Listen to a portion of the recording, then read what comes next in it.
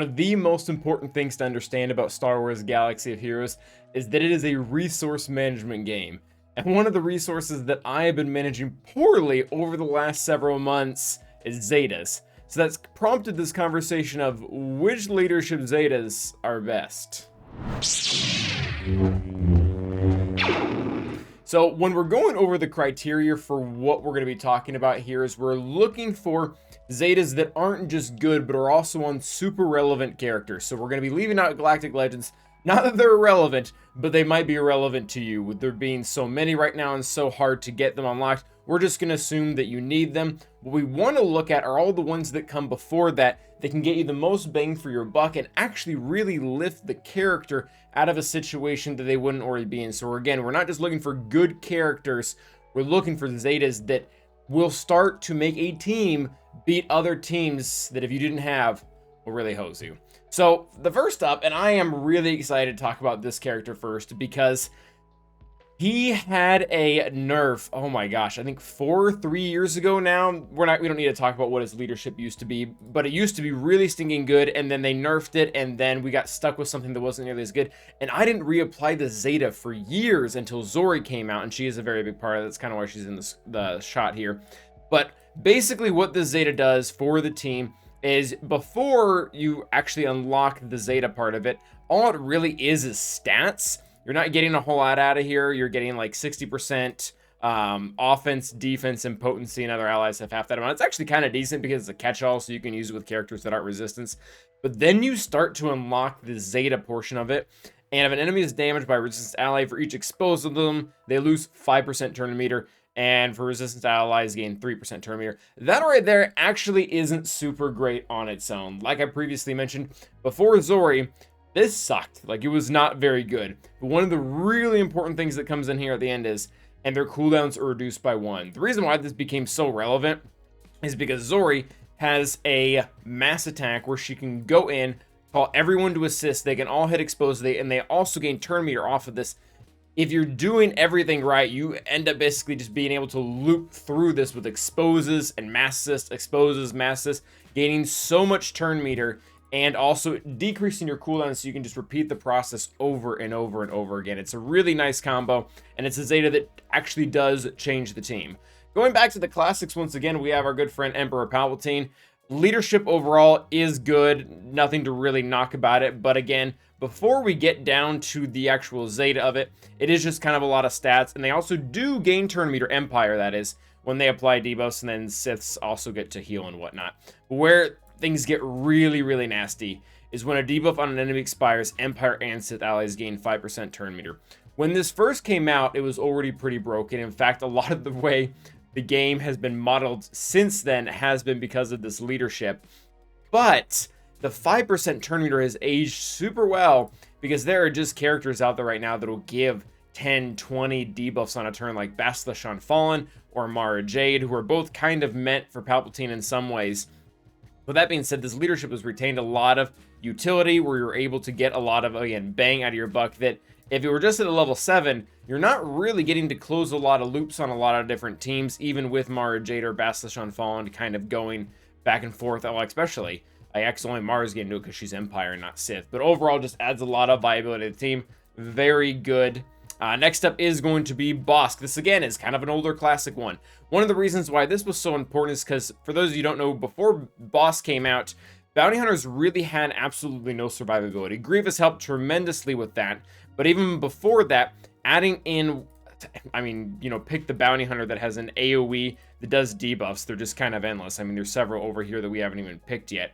And what it does, outside of the actual mechanics, again, if we look at the leadership itself, it's offering a lot of stats, and those stats are good. 100% defense is nice, max protection, tenacity, whatever. But when we get into the final ability, whenever an enemy suffers a debuff or resist, that's huge. All bounty hunter allies recover 5% health and protection. One of the reasons why this is so pivotal is because, similar to a lot of the conquest feats that have been going on for a while, this does not need to land. You don't have to have thermals. You don't have to have damage over time. You don't have to have ability block or defense down or any of that. None of it even needs to land. All the character has to do is at least try, which I guess it's not asking too much. Between, again, all of these bounty hunters, who just have AoEs that all have at least one debuff on them, if not more so. I think even the Zam has like evasion down, and then she gets thermals on top of it or something like that. Like, just overall very, very important kit, especially for the beginning of the game. Bossk does have another Zeta that is pretty good, but this one just helps revolutionize the team and really helps make it punch up against a lot stronger stuff, and one of the easiest ways to actually beat the Chewbacca event to be able to unlock him as a character. Next up is going to be CLS. This one is very similar to Palpatine in two senses, really. Number one, it does offer you a lot of turn meter, but on top of that, it is just something that has aged super stinking well. So again, looking at CLS, before he actually gets the leadership Zeta applied, it's stats. He gets counter chance, 50% defense, 15% offense. Okay, honestly, actually, outside of the counter chance, this kind of sucks. Like, this is not good. These are really outdated numbers if you compare them to like some of the hits we currently have now, where they get 50% of like 6 different things. But anyways, whenever an enemy resists a detrimental effect, rebel allies gain 5% turn meter. Not only are there significantly more teams out there with some type of tenacity up or a way to resist a debuff, but ever since Nubaka has come out and been added to the team, he has, and this was very smart design part on CG's part, Frantic Shot here, deal physical damage to target enemy and inflict evasion down for 2 turns. This is like the most useless debuff ever. Evasion down. Makes no sense. But what this is going to do, with or without 3PO, 3PO is really good as well in the team because he gives exposed on basic, but even with or without him, every single time one of your rebel allies takes an attack, and as long as they resist it, this is going to generate turn meter every single turn. Not counting all of the other things that are going on. Like I said, with 3PO as well, giving exposes on basics, so that's an extra added one. Not to mention Chewbacca is also going to be going out of turn, or you're going to be having people counter. Tons of different ways to gain turn meter based off of that, again, with the amount of resisting debuffs. And it's kind of a win-win situation. Either your debuff lands, and most of them aren't better than evasion down, but the rest of them are pretty good. So if it lands, you landed your nice debuff, you got the stun or whatever it was, and if it didn't, you get turn meter. So either way, CLS comes out on top.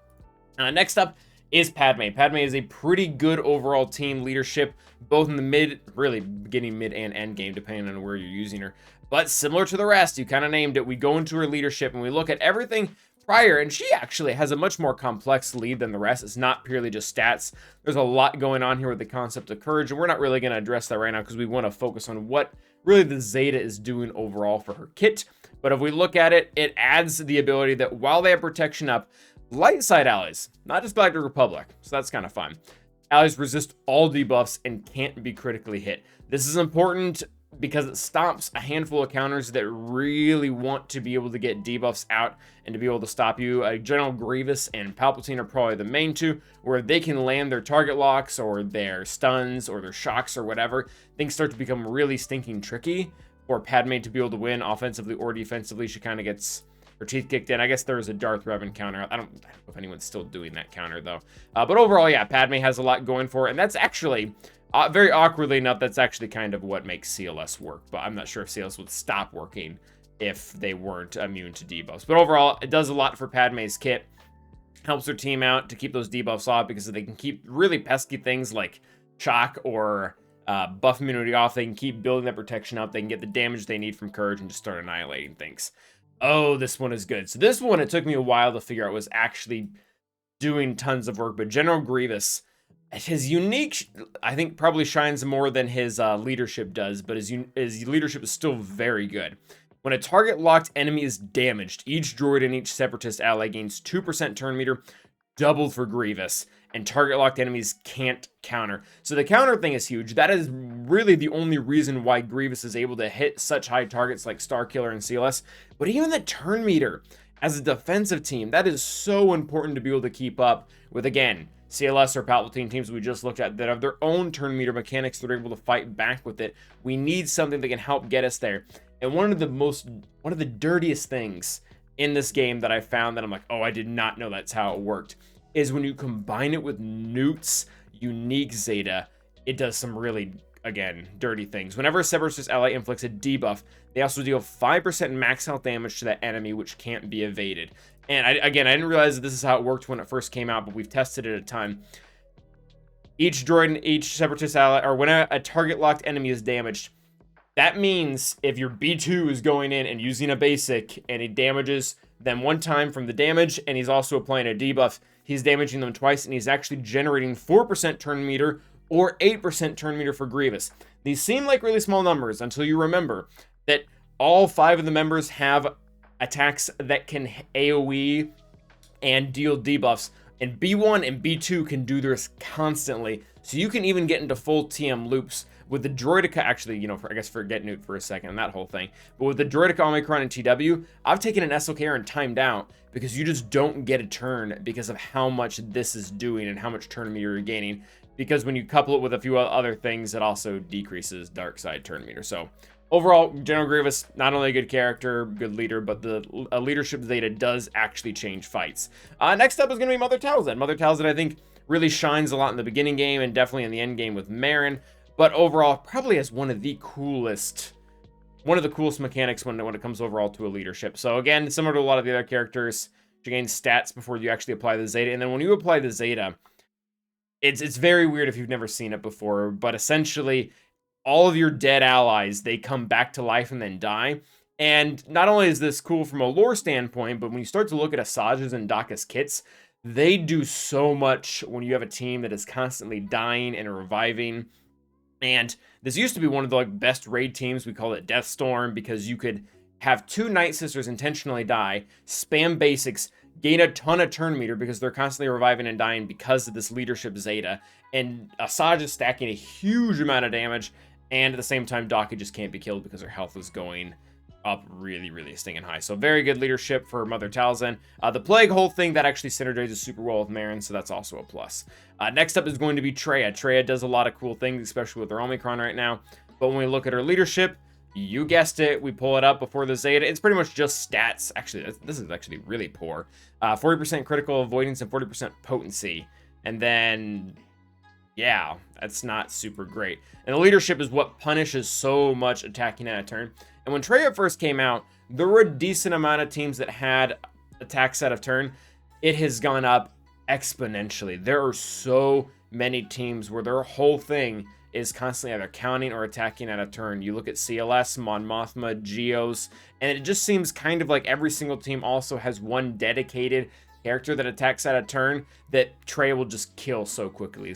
Like Sith Trooper on a First Order team, Ahsoka on a Republic team. I guess Echo does it on a 501st team. Pretty much, not every team, but a lot of teams have that one character that is going to be consistently attacking at a turn, and then you finally get a turn, you just one-shot them because they have like a sliver of health. Gas is on here, and I'm not gonna lie, this is the one I think is the most or the least impactful on the list. And that's not to say that Gas is bad or anything like that. He's very good. He's a very good leader on top of that. And it does synergize well with him, but when an enemy gains a buff, all 501st allies gain 2% offense stacking until the end of the encounter. That is good against teams that have buffs. What really kind of separates this leadership from the rest is I feel like there's still a certain amount of teams where this just doesn't actually add that much value. Not to say that you don't want it, you definitely do, he's on the list, but out of all these, it's probably the least influential because Gas will just slaughter some teams without this, but it does let him hit the really high up targets when people place like Bad Ray or JML teams where they have a ton of buffs going around constantly. That extra offense adding up does help, especially when you're having Gas both sit and stand up. The battle has a tendency to go for a really long time, and getting 5 sacrifices is also pretty cool into that. And last but not least is going to be our good friend Bam. Also, these weren't in order. I don't know if that was you could tell from now, but they weren't in order. Again, very similar concept to Emperor Palpatine, Finn, CLS. I guess even Mother Talzin had a little bit. Whenever an enemy takes damage, Scoundrel allies gain 2% turn meter. The reason why this is so relevant is because this is not just when you deal attacks. This is anytime an enemy takes damage for whatever reason. So Maul's Anguish, when he's hurting himself, you actually get turn meter. When Canderous, who's a Scoundrel, applies dots, and those characters then take turns, you get turn meter. When Jango uses Burn, and then the enemy takes a turn, you get turn meter. You apply dots, I might have already said that, from Bam himself, you get turn meter. You just end up getting so many different things, or getting so much turn meter for so many different reasons that sometimes you can't really close a gap. The number really isn't that big, but I guess one of the really cool things is if you know what team you're going up against and you can plan things correctly, taking in IG-11, who is a very normal character to put Bam with. They're kind of bros. He has a way to actually put dots out for every single debuff that he gets on himself, and then those dots can therefore generate more turn meters. So that you can loop if you can get enough of those out and you don't have anything to interrupt it. So those are going to be our top 10 leadership Zetas. We'll probably be doing the same for both special and unique. But let us know what you think in the comments and which one do we miss. But until the next time, stay awesome.